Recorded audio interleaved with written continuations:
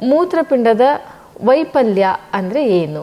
ಒಂದೇ ಕಿಡ್ನಿ ಇದ್ದವರು ಪೂರ್ಣ ಜೀವನ ಚೆನ್ನಾಗಿ ನಡೆಸ್ಕೊಂಡು ಖಂಡಿತ, ಆದರೆ ಅದಕ್ಕೂ ಮೀರಿ ಕ್ರಿಯಾಟಿನಿನ್ ಲೆವೆಲ್ ರಕ್ತದಲ್ಲಿ ಇದ್ದರೆ ಕಿಡ್ನಿ ವೀಕ್ ಆಗಿದೆ, ವೈದ್ಯರ ಮೇಲ್ವಿಚಾರದಿಂದ ಇಲ್ಲದೆ ಅವರಾಗೆ ತಗೊಳ್ತಾ ಇರುವಂಥದ್ದು, ಈ ರೀತಿ ಅನೇಕ ಕಾರಣಗಳಿದೆ.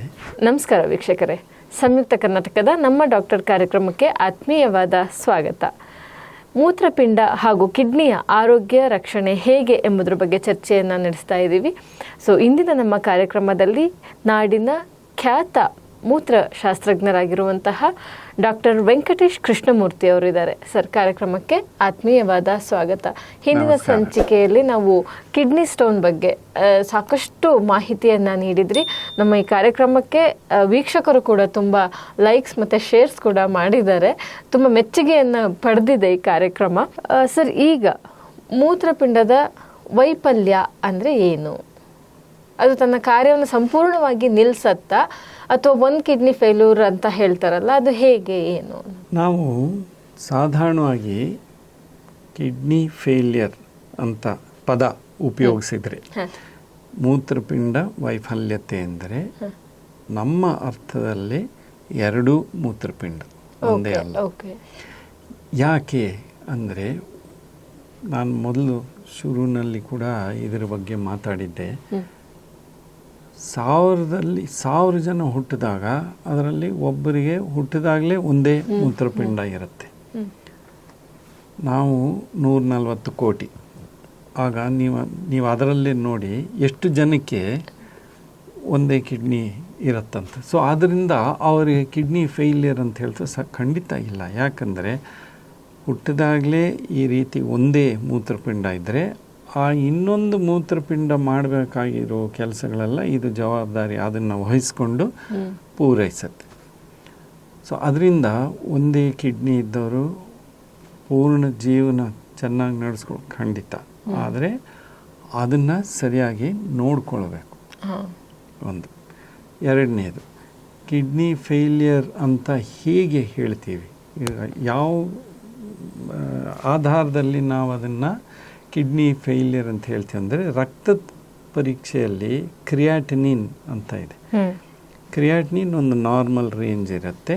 ಅದಕ್ಕೆ ಮೇಲೆ ಹೆಚ್ಚಾದರೆ, ಅದಕ್ಕೂ ಮೀರಿ ಕ್ರಿಯಾಟಿನಿನ್ ಲೆವೆಲ್ ರಕ್ತದಲ್ಲಿ ಇದ್ದರೆ ಕಿಡ್ನಿ ವೀಕ್ ಆಗಿದೆ, ಕಿಡ್ನಿ ವೀಕ್, ಬಲಹೀನತೆ. ಕ್ರಿಯಾಟಿನಿನ್ ಎಷ್ಟು ಮೆಜರ್ಮೆಂಟ್ ಏನದು?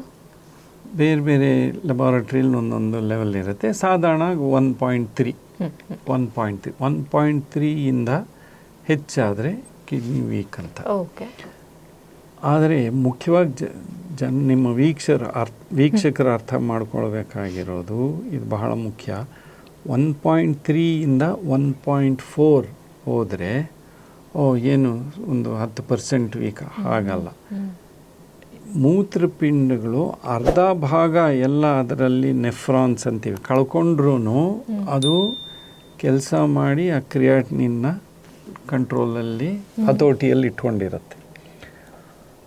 50% ಹೆಚ್ಚಾಗಿ ಅದು ನೆಫ್ರಾನ್ಸ್ ಕಳ್ಕೊಂಡ್ರೆ ಆಗ ನಾವು ಅದು 1.3 1.4 ಹೋಗುತ್ತೆ. ಅಂದರೆ ಸ್ವಲ್ಪ ಹೆಚ್ಚಾದ್ರೂ ನಾವು ಅರ್ಥ ಮಾಡ್ಕೊಳ್ಬೇಕಾಗಿರೋದು ನಾವು ಆಗಲೇ 50% ಅಷ್ಟು ಕಿಡ್ನಿ ಫಂಕ್ಷನ್ ಆಗಲೇ ಕಳ್ಕೊಂಡಿದ್ದೀವಿ ಅಂತ. ಮತ್ತು ಯಾಕೆ ಈ ರೀತಿ ಆಗುತ್ತೆ ಅಂದರೆ ಅನೇಕ ರೀತಿ. ಒಂದು, ಜೀವನ ಶೈಲಿ ವ್ಯತ್ಯಾಸಗಳು, ರಕ್ತದೊತ್ತಡ, ಬ್ಲಡ್ ಪ್ರೆಷರ್ ಕಂಟ್ರೋಲಲ್ಲಿ ಇಲ್ಲದೆ ಇರೋದು, ಮಧುಮೇಹ ರೋಗ ಅದೇ ಇವಾಗ ಮುಖ್ಯ ಸ್ಥಾನದಲ್ಲಿದೆ, ಡಯಾಬಿಟೀಸ್ ಕಂಟ್ರೋಲಲ್ಲಿ ಇಟ್ಕೊಳ್ಳದೆ ಇರೋದು, ಮತ್ತು ಅನಾವಶ್ಯಕವಾಗಿ ನೋವು ನಿವಾರಕ ಔಷಧಿ ಅಂಥದ್ದು ಬೇರೆ ಬೇರೆ ಔಷಧಿ ಡಾಕ್ಟರ್ ಪ್ರಿಸ್ಕ್ರಿಪ್ಷನ್ ಇಲ್ಲದೆ, ವೈದ್ಯರ ಮೇಲ್ವಿಚಾರದಿಂದ ಇಲ್ಲದೆ ಅವರಾಗೆ ತಗೊಳ್ತಾ ಇರುವಂಥದ್ದು, ಈ ರೀತಿ ಅನೇಕ ಕಾರಣಗಳಿದೆ. ಅದು ಅಷ್ಟು ನೋಡಿಕೊಂಡ್ರೆ ಇದು ಕಿಡ್ನಿ ನಮಗೆ ಈಗ ಪ್ರಪಂಚದಲ್ಲೇ ಎಲ್ಲರಿಗಿಂತ ಹೆಚ್ಚಾಗಿ ಕಿಡ್ನಿ ಫೇಲ್ಯರ್ ಇರುವಂಥ ದೇಶಕ್ಕೆ ನಾವು ಆ ಮಟ್ಟಕ್ಕೆ ಬರ್ತಾ ಇದ್ದೇವೆ. ಈ ಎಲ್ಲ ಕಾರಣಗಳಿಂದ.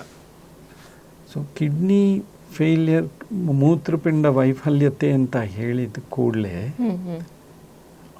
ಬರುವ ಪ್ರಶ್ನೆ, ಅದು ಸರಿ ಮಾಡೋಕ್ಕಾಗತ್ತಾ?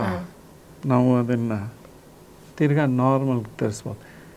ಕೆಲವು ಮಾಡ್ಬೋದು. ಉದಾಹರಣೆ, ಕಲ್ಲು ಅಡಚಣೆ ಆಗಿ ಕಲ್ಲು ಕಟ್ಕೊಂಡು ಕಿಡ್ನಿ ಬ್ಲಾಕ್ ಆಗಿ ಕ್ರಿಯಾಟಿನಿನ್ ಹೆಚ್ಚಾಗಿದರೆ ಅದು ತೆಗೆದ್ರೆ ಸರಿ ಆಗುತ್ತೆ. ಯಾವುದಾದ್ರೂ ಮೂತ್ರ ಮಾರ್ಗದಲ್ಲಿ ತಡ ಅಡಚಣೆ ಇದ್ದು ಅದನ್ನು ಸರಿ ಮಾಡಿದ್ರೆ ಆಗತ್ತೆ. ಕೆಲವೊಮ್ಮೆ ಆರಂಭದಲ್ಲಿ ಶುಗರ್ ಕಂಟ್ರೋಲು, BP ಕಂಟ್ರೋಲ್ ಇದೆಲ್ಲ ಮಾಡಿದ್ರೆ ತಿರ್ಗಾ ನಾರ್ಮಲ್. ಆದರೂ ಪೂರ್ಣವಾಗಿ ನಾರ್ಮಲ್ ಅಂತಿಲ್ಲ.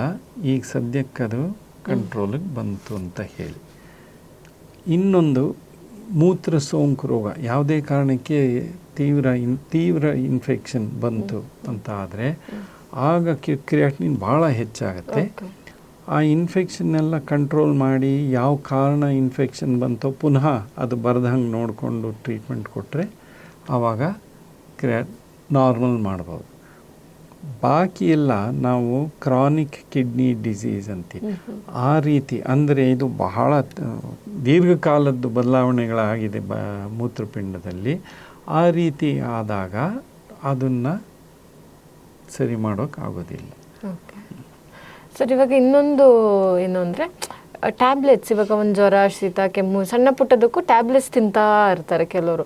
ಆ ಟ್ಯಾಬ್ಲೆಟ್ಸ್ ಹೆಚ್ಚು ತಿನ್ನೋದ್ರಿಂದನೂ ಕಿಡ್ನಿಗೆ ಎಫೆಕ್ಟ್ ಆಗತ್ತೆ ಅಂತ ಹೇಳ್ತಾರೆ. ಹೌದು, ಖಂಡಿತ. ಸೊ ಇದು ಏನಂದರೆ, ಈಗ ನಾವು ಫಾರ್ಮಸಿಗೆ ಹೋದರೆ ಯಾವ ಡಾಕ್ಟರ್ ಪ್ರಿಸ್ಕ್ರಿಪ್ಷನ್ ಇಲ್ಲದೆ ಅವರೇ ಕೊಡ್ತಾನೆ ಇರ್ತಾರೆ. ಇವರು ಅಯ್ಯೋ ಡಾಕ್ಟ್ರ್ ಹತ್ರ ಯಾಕೆ ಹೋಗಬೇಕು, ಇಲ್ಲೇ ಹೋಗಿ ನಾನು ತೊಗೊಂಡು ಸರಿ ಹೋಗ್ಬಿಡ್ತೀನಿ, ನನಗೆ ಕೆಲಸ ಇದೆ, ನಾನು ಊರಿಗೆ ಹೋಗಬೇಕು, ನನಗೆ ಇದೊಂದು ಅದೊಂದು ಜವಾಬ್ದಾರಿ ಏನು ಹೇಳ್ಕೊಂಡು ಮಾಡಿದಾಗ ಈಗ ತಾತ್ಕಾಲಿಕವಾಗಿ ಏನೂ ಗೊತ್ತಾಗದೇ ಇದ್ದರೂ ದೀರ್ಘಕಾಲದಲ್ಲಿ ಇದೆಲ್ಲ ತನ್ನ ದುಷ್ಪರಿಣಾಮ ಬೀರುತ್ತೆ ಮೂತ್ರಪಿಂಡದಲ್ಲಿ. ಅಂದರೆ ಇದು ಶುಗರು BP ಪೇಷಂಟ್ಸ್ಗೂ ಅಪ್ಲೈ ಆಗುತ್ತೆ, ಯಾಕಂದರೆ ಅವ್ರು ರೆಗ್ಯುಲರ್ ಮಾತ್ರೆ ತಗೊಳ್ಳೇಬೇಕು. ಅದು ಅದರದಿಂದ ಆಗೋದಿಲ್ಲ. ಯಾಕಂದರೆ ಅದು ಈಗ ಎರಡು ರೀತಿ ನೋಡೋದು. ಇದು ಒಂದು ದೃಷ್ಟಿಯಲ್ಲಿ ಇದು ಸರಿ ಮಾಡದೇ ಇದ್ದರೆ BP ಶುಗರು ಕಿಡ್ನಿ ಡ್ಯಾಮೇಜ್ ಆಗುತ್ತಾ? ಖಂಡಿತ. ಮತ್ತು ಎರಡನೇದು, ಮಾತ್ರೆ ತೊಗೊಂಡ್ರೆ ಅದರದ್ದು ಸೈಡ್ ಎಫೆಕ್ಟ್ ಇರುತ್ತಾ ದೀರ್ಘಕಾಲ? ಯಾಕಂದರೆ ಇದೆಲ್ಲ ಜೀವಮಾನಕ್ಕೆ ತಗೊಳ್ಬೇಕಾಗಿರುವಂಥದ್ದು. ಅದು ಸೈಡ್ ಎಫೆಕ್ಟ್ ಇರುತ್ತೆ ಹೊರತು ಕಿಡ್ನಿಗೆ ಡ್ಯಾಮೇಜ್ ಮಾಡುವಂಥ ಮಾತ್ರೆ ಯಾರೂ ಕೊಡೋದಿಲ್ಲ, ಔಷಧಿ ಕೊಡೋದಿಲ್ಲ. ಇಲ್ಲ, ಬೇರೆ ರೀತಿ ಆಗಿರಬಹುದು, ಆದರೆ ನಾವು ಅದನ್ನು ಒಪ್ಪಿಕೊಳ್ಬೇಕು. ಒಂದು ಸಣ್ಣ ಪ್ರಮಾಣದಲ್ಲಿ ಯಾವುದಾದ್ರು ಸೈಡ್ ಎಫೆಕ್ಟ್ ಇರುತ್ತೆ, ಅದಕ್ಕೆ ಆಗಿರುವಂಥ ಟ್ರೀಟ್ಮೆಂಟ್ದು ತೊಂದರೆ ಆಗೋದಿಲ್ಲ. ಓಕೆ. ಸೊ ನೋಡ್ರಲ್ಲ ವೀಕ್ಷಕರೇ, ಕಿಡ್ನಿ ವೈಫಲ್ಯ ಅಂದರೆ ಏನು? ಡಾಕ್ಟರ್ ಭಾಷೆಯಲ್ಲಿ ಹೇಳೋದಾದರೆ 2 ಕಿಡ್ನಿ ಗಾನ್ ಅಂತ ಹೇಳಿನೆ. ಸೊ ಕಿಡ್ನಿಯ ಆರೋಗ್ಯವನ್ನು ನಾವೆಲ್ಲರೂ ಕಾಪಾಡ್ಕೊಳ್ಳೋಣ, ವೈದ್ಯರ ಸೂಕ್ತ ಸಲಹೆ ಮೇರೆಗೆ ಮಾತ್ರೆಗಳನ್ನು ಸೇವಿಸೋಣ ಅಂತ ಹೇಳ್ತೇನೆ. ನಮಸ್ಕಾರ.